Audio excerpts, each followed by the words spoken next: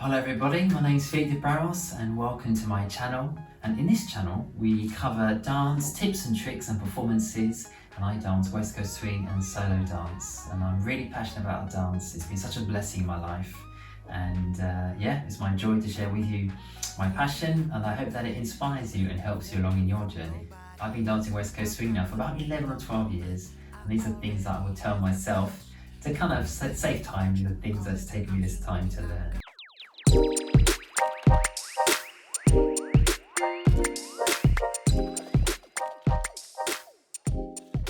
And you're invited to subscribe to this channel to get up to date with all of my posts. And it'd be great to have you as part of this channel, and you're very welcome as well to write in the comments any tips of your own, things you'd like to see, or any questions you have, and I'd love to get back to you. So let's get into our video. And in the first tip, I would tell myself to relax when it comes to competitions. Competitions are amazing, and I really feel they help people to improve, because you want to work on your art, so then you get rewarded by the judges and place well. You know, it's just that sense of accomplishment that you're achieving something and, you know, moving forward in your art. But I would also tell myself to relax as well, because competitions aren't everything. It doesn't measure your self-worth as a person. I know that sounds crazy, but I think I might sometimes got a bit carried away with everything and felt really bad about myself and my dancing because I didn't do as well as I wanted in the competition. I may have not placed, and then being really upset and so on, and even would have maybe even considered leaving West Coast swing a few times. I did, but thankfully I never stopped. So yeah, I'll tell my younger self to enjoy the competitions and see them as a gift to help you improve. If you didn't do well, then you can see why, and that can help you go to the next stage. So I'd encourage you all to enjoy your comps, you know, film yourselves compete, watch back the videos, but go reading yourselves and enjoy that journey. And for my second tip, I will tell myself not to get too hung up on the moves that I do. I think I used to get really hung up on doing loads of moves, and I don't know, just I'm not doing enough moves, I'm not doing enough things.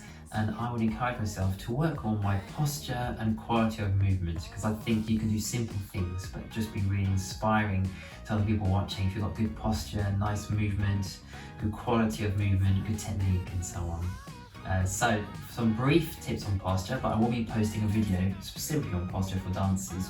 But for example, I'd like to think about the chest going diagonally upwards. So rather than going straight ahead, maybe exaggerating like this, I like to think about the energy going diagonally upwards, which already opens up the chest and I feel helps you with a nice posture. I also think about the chin being parallel to the floor instead of looking down, which might happen a lot when dancing, which is not the greatest line, to be more parallel to the floor of the chin. If your partner's shorter than you, of course you can use the eyes to look down, and you can always check in every now and again as well by tilting the head, but I would generally recommend keeping the chin parallel to the floor.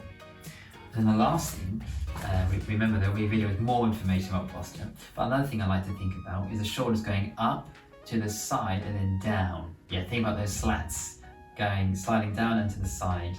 And this thing about the upside and down is from Cloud Leading Coaching, which is a great ballet YouTube channel. And then the fourth tip that I would recommend is to actually practice. I spent many years at the beginning of my West Coast swing journey not really practicing at home, just going to classes and freestyles, but not really practicing and getting to my muscle memory.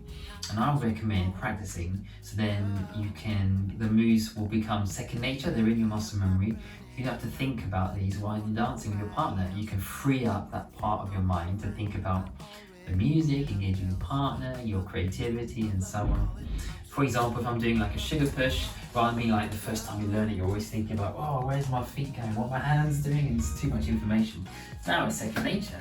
I can do it like the thinking, so I can free up my mind to focus on other things whilst I'm dancing. Another thing I like to do to practice as well is to do like micro practicing, going quite slowly. So imagine I'm with my invisible follower, I like thinking about what is my weight at the moment and really enjoying this moment, and then doing for example, my anchor step, and then let me do that one again, think about my anchor step, so 1 and 2, and then just imagine with my partner, you know, little things about my body, maybe my ribs, send the energy out, this wrist here prepping my partner, the fingers getting ready to turn my partner, coming around slowly, what shape am I making as I come around? My right side pass might bring that left foot backwards, the right comes back and then come forwards as I do that right side pass. I might add some torque. I might keep those feet straight. How high is my heel going to be? Is it going to be like this position or down here? I quite enjoy doing that, thinking about these things. So that's something I like to do as well. As a leader or follower, you can do that. For the followers, you might be doing your 6, sliding that foot backwards, peeling it off the ground like this, the heel coming off first, and then you come forwards, brushing along the ground, sending leg, sending you forwards, keeping it straight. And then you're going to bend that knee as it comes forwards. You might think about torque if you're doing a pass, for example. Yeah, really cool things you can explore with the moves and so on, if you're at home on your own. And in my 4th tip, I would tell myself that the conventions are not just competitions, it's everything as a whole to enjoy.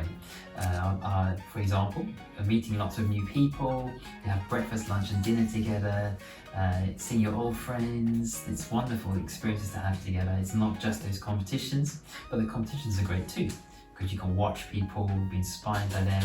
And in the weekend events, you also really enjoy doing workshops with pros and being inspired by them and what they have to share with you. You might see a new city or a new town. As you can see, there's so many things that we can enjoy in that weekend and not just be always just focused on the competitions. You can also take the pressure off the competitions when you realize the whole weekend is more than just the comps. And for my next tip, I would suggest to myself to slow down. I think I remember when dancing, I'd be going really fast because I'm really trying to put in so much energy, trying to be a good dancer, trying to impress myself and my partners, and sometimes it'll be a bit too rushed and a bit too clumsy. So I'll suggest to slow down, enjoy the dancing with your partner, and then it will help you not to step ahead of the beat, but more like on the beat and look like you're reacting to the beat as well, rather than being ahead of it, because you're just trying to do too much, have too much energy. Just relax, enjoy it. That's my next tip. For my next tip as well, I will tell myself that your life outside of dancing can affect your dancing, and your dancing can reflect your life outside of dancing. For example, you might be hard on yourself outside of dancing, be a perfectionist, so that might then cloud your dancing, and you might be really perfectionistic when you're dancing and be hard on yourself. And so working on things outside of your dancing can really help you in your dancing. For example, loving yourself, accepting yourself. And then when you're dancing and you might not do as well as you want to, it's okay, because you're on a journey and you accept yourself, and your partner as well, you go easy on them and so on. It's quite amazing actually how this affects or reflects other areas of your life as well, how you are in those areas. And the 7th tip I would say is to not overthink. For many years I've struggled with, in social dancing for example, at a party, thinking about so many things.